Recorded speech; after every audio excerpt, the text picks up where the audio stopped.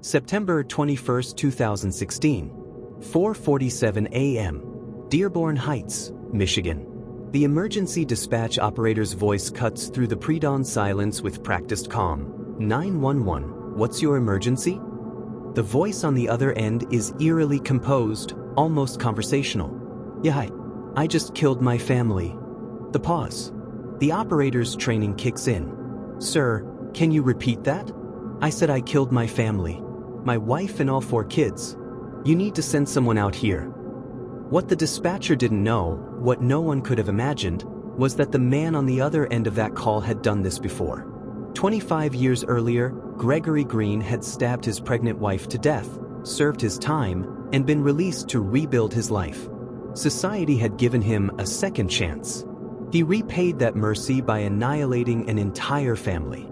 But this story isn't just about a monster who killed twice. It's about a system that failed catastrophically, a woman who loved a killer, and 4 innocent children who paid the ultimate price for adults who couldn't see the warning signs blazing like neon in the darkness.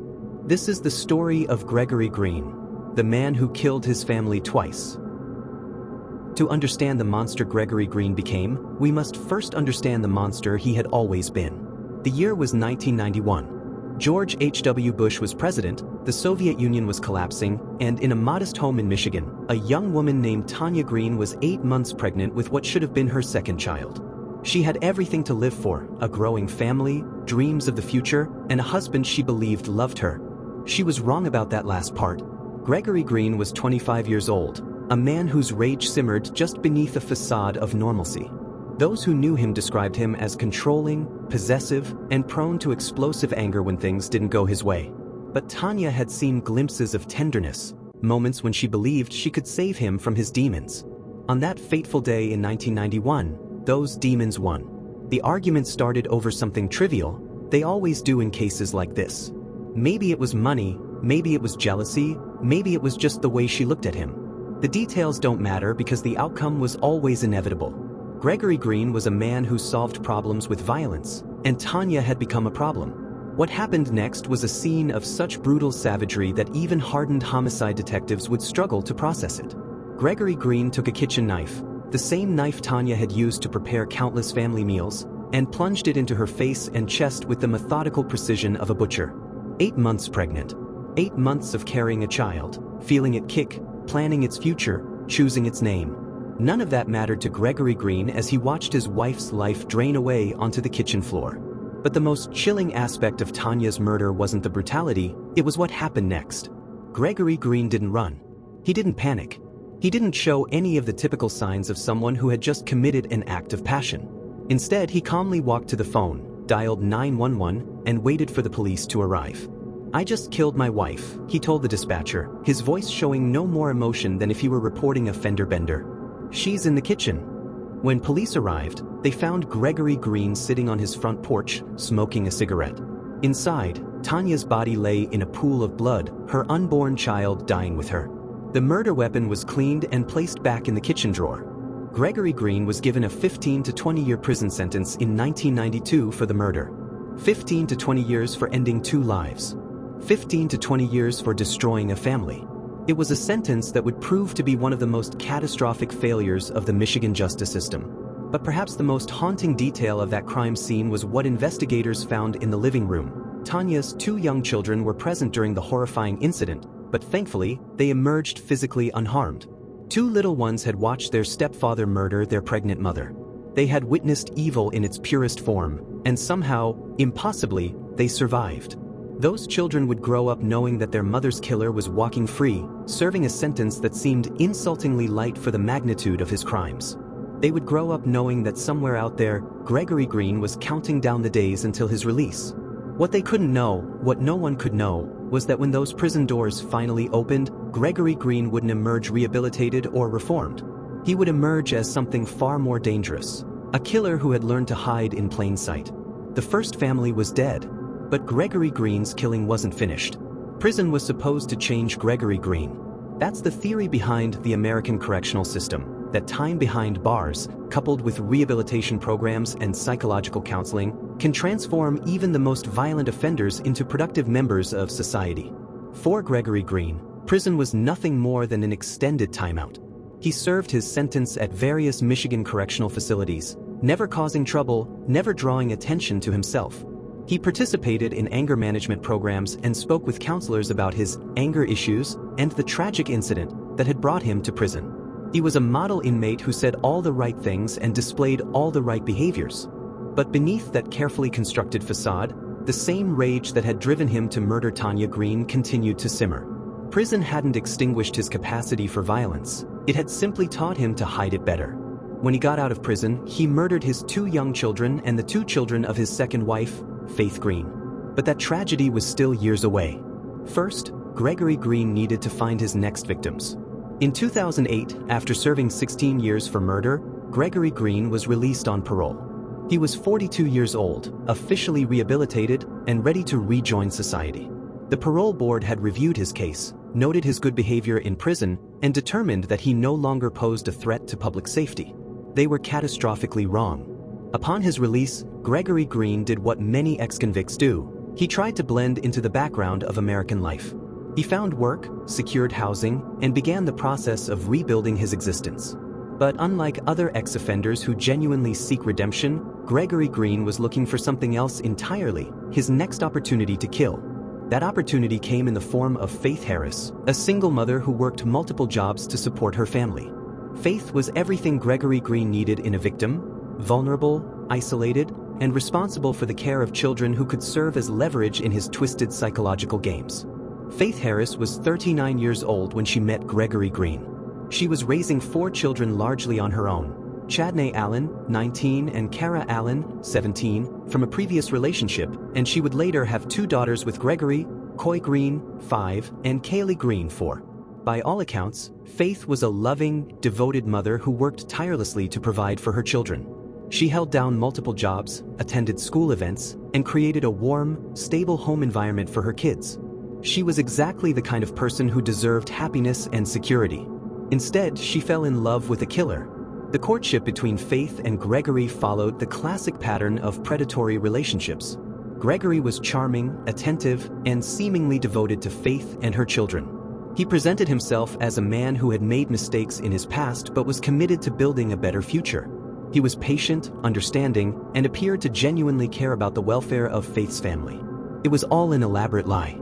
What Faith didn't fully understand was that she wasn't dating a reformed ex-convict. She was dating a killer who had been temporarily contained by the prison system and was now free to hunt again.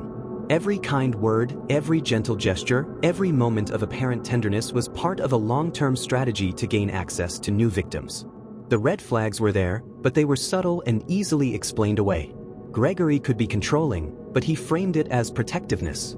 He had a temper, but he attributed it to stress from adjusting to life outside prison. He was possessive of Faith's time and attention, but he claimed it was because he loved her so much.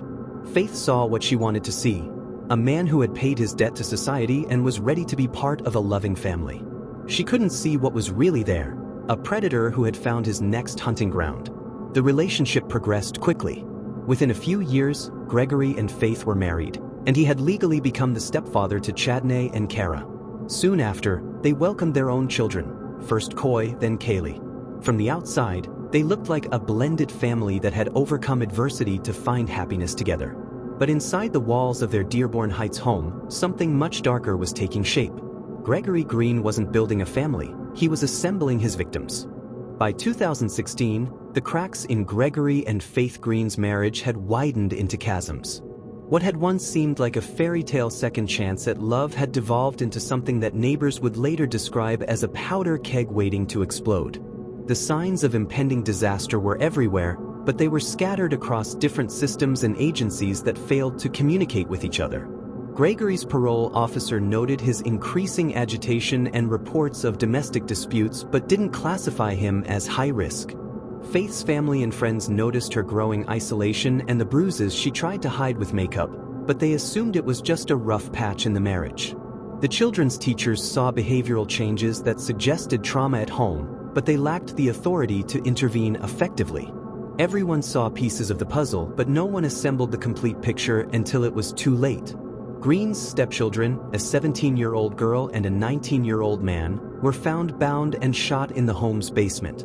Their 39-year-old mother and his current wife, Faith Green, was slashed across the face and shot in the foot, but survived. But that horrific scene was still months away. First, the family had to navigate the escalating violence that would culminate in tragedy. The trigger for what would become a quadruple murder was as mundane as it was predictable. Dad, linked to Dearborn Heights family slayings, had prison record, faced divorce. Faith had finally reached the breaking point in her marriage to Gregory. After years of escalating abuse, control, and psychological torture, she had made the decision that would ultimately cost her children their lives. She was leaving Gregory Green. For a man like Gregory, a controlling, possessive killer who viewed his family as property rather than people, the prospect of divorce represented the ultimate challenge to his authority. He had spent years carefully constructing a new life, a new identity, a new set of victims. Faith's decision to divorce him threatened to tear down everything he had built.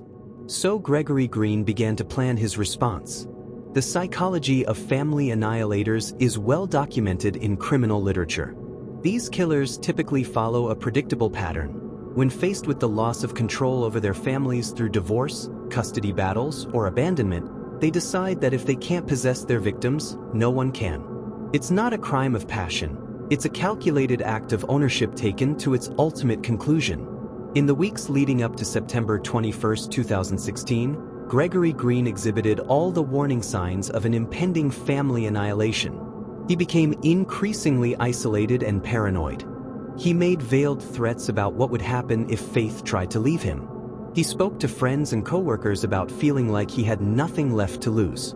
Most ominously, he began to show unusual interest in the whereabouts and schedules of all 4 children. He wanted to know when they would be home, where they were going, and who they were spending time with. To Faith and the children, it might have seemed like increased attention from a father figure. In reality, it was reconnaissance for mass murder. The final catalyst came on September 20, 2016, when Faith Green made her decision official by filing paperwork to formalize their separation. For Gregory Green, this wasn't just the end of a marriage, it was a declaration of war. That night, Gregory Green made his own decision. If he couldn't have his family, he would make sure no one could. The devil was ready to reveal himself. September 21, 2016, began like any other day in the Green household. The children went about their normal routines, the older teens preparing for work and school, the little girls playing with their toys. Faith moved through her morning preparations, probably thinking about the difficult conversations that lay ahead, the practical matters of separation, and the hope for a safer future for her children. None of them knew they were living their last normal moments. Gregory Green had made his decision. In his twisted mind, Faith's betrayal, her desire to leave him and take the children, was unforgivable. He had killed before when faced with the prospect of losing control over a woman he considered his property. Now, 25 years later, he was prepared to kill again. But this time would be different. This time, he wouldn't just kill his wife. He would kill everyone. The attack began in the early evening. Gregory waited until all 4 children were home, until Faith was settled for the night, until the neighborhood was quiet. He wanted privacy for what he was about to do. What happened next was a methodical execution that revealed the true depths of Gregory Green's depravity. Faith Green watched 2 of her children be murdered execution-style by her ex-husband. Her ex-husband, Gregory Green, shot Faith Green in the foot and slashed her face with a box cutter. But before he killed the older children, Gregory had a special torture planned for Faith. Gregory Green bound his wife, cut her face with a box cutter, and shot her foot before shooting the 2 older children in front of her, authorities said. He wanted Faith to watch. He wanted her to understand that her decision to leave him had consequences for everyone she loved. Imagine the terror in that basement. 19-year-old Chadney and 17-year-old Kara, bound and helpless, watching their stepfather transform into a monster. Faith, bleeding and broken, unable to protect the children she had raised from infancy. And Gregory Green, calm and methodical, taking his time to inflict maximum psychological torture before ending their lives. The 2 teens were shot execution-style in front of their mother, their lives ending in a basement that should have been a place of safety and family gatherings. Their last sight was their mother's face, devastated and helpless, watching her children die because she had dared to seek freedom from a killer. But Gregory Green wasn't finished. While Faith lay bleeding and traumatized in the basement, Gregory moved upstairs to complete his mission. Inside, authorities found the bodies of Green's 4-year-old and 5-year-old daughters, who were asphyxiated with carbon monoxide. Authorities say Green left them in a car with the engine running. The little girls, Coy, 5, and Kaylee, 4, never saw it coming. They were probably told they were going for a ride, maybe to get ice cream or visit a relative. Instead, their father led them to a car that would become their tomb. The carbon monoxide would have made them sleepy, then unconscious, then dead. They died believing their daddy was taking care of them. 4 children. 4 innocent lives snuffed out because their father and stepfather couldn't bear the thought of losing control over the family he had terrorized for years. But Faith Green survived. Bleeding, broken, and devastated by the loss of all 4 of her children, she somehow clung to life long enough for help to arrive. And Gregory Green, just as he had 25 years earlier, calmly picked up the phone and called 911. According to prosecutors, Gregory Green called 911 early morning on September 28th and admitted to killing his family, displaying the same chilling composure he had shown after murdering his first wife. "I just killed my family," he told the dispatcher, as if he were reporting a minor household accident. When police arrived at the Dearborn Heights home, they found a scene that would haunt them for the rest of their careers. 4 children dead by different methods, a woman clinging to life despite devastating injuries, and a killer sitting calmly outside, waiting to be arrested. The devil had finally dropped his disguise. The arrest of Gregory Green on September 21, 2016, marked the end of his killing spree but the beginning of a legal process that would expose the catastrophic failures that had made this tragedy possible. After meeting Green outside, they found Chadney Allen Jr., 19, and Kara Allen, 17, shot to death in the home's basement with their mom, Faith Harris Green, wounded but alive nearby. The crime scene told the story of a methodical execution carried out by someone who had killed before and knew exactly how to maximize suffering. But as investigators dug deeper into Gregory Green's background, a disturbing pattern emerged. This wasn't just a domestic violence incident that had escalated to murder. This was the predictable conclusion of a system that had failed to protect innocent people from a known killer. The questions came fast and furious. How had Gregory Green been released from prison after serving only 16 years for murder? Why hadn't his parole supervision identified him as a high-risk offender? How had he been allowed to marry a woman with 4 children without those children being flagged for protection? The answers revealed a web of institutional failures that stretched across decades and multiple agencies. Gregory Green's original sentence of 15 to 20 years for murdering his pregnant wife had been shockingly lenient, even by 1990s standards.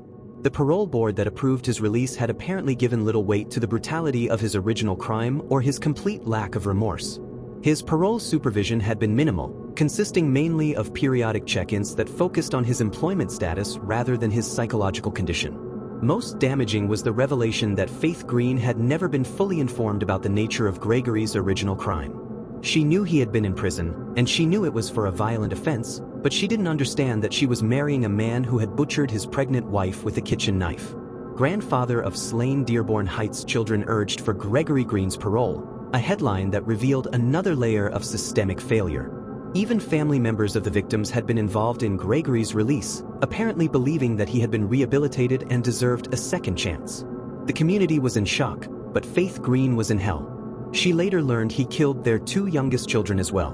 While recovering from her physical injuries, the gunshot wound to her foot, the slash across her face, Faith was processing the unimaginable reality that all 4 of her children were gone, murdered by the man she had trusted to help raise them. The psychological trauma was beyond comprehension. Faith had watched 2 of her children die. She had been tortured by a man she thought loved her. She had survived while her babies hadn't.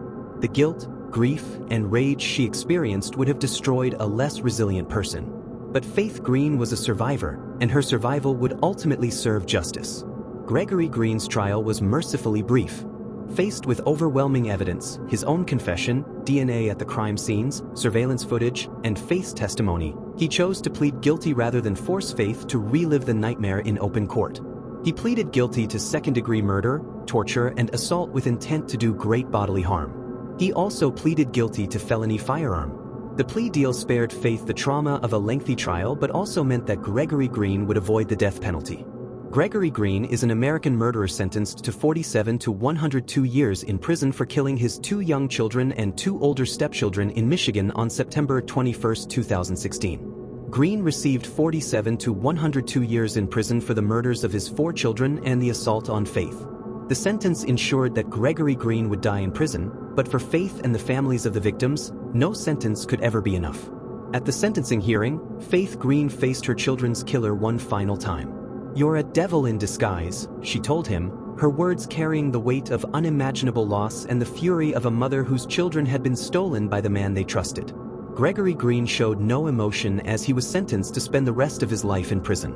He had finally been stopped, but only after destroying 2 complete families and traumatizing survivors who would carry the scars of his violence forever.